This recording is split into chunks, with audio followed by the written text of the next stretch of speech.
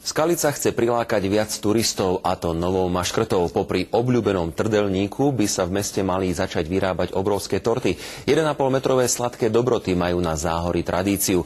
V minulosti zdobili svadobné stoly.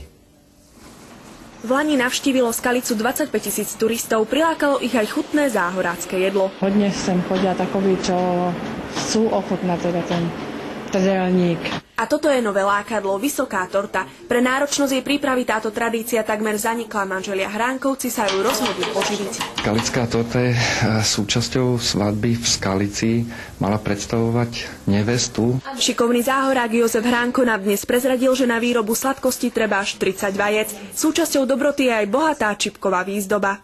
Čipkovanie alebo krajkovanie tej torty trvá, povedzme, pre celú tú tortu takých 12 hodín. Je to taký veľký cukrársky unikát, ktorý sa len tak asi nevidí. Ľudia, ktorí oživujú znovu výrobu tradičnej skalickej vysokej svadobnej dorty a samozrejme nájdú maximálnu podporu na meste na to, aby sme túto tradíciu oživili. Po týždni pečenia a zdobenia skončí napokon takáto takmer 1,5 m vysoká nádhera v bruchách svadobčanov.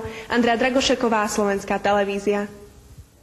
Skaličania sa opäť príjemne vytiahli. Upiec takú tortu je skutočné umenie. Verím, že ste boli s pondelkovým Slovenskom dnes spokojní. Zajtra sa na vás teší Žanet Štefánková. Dovidenia.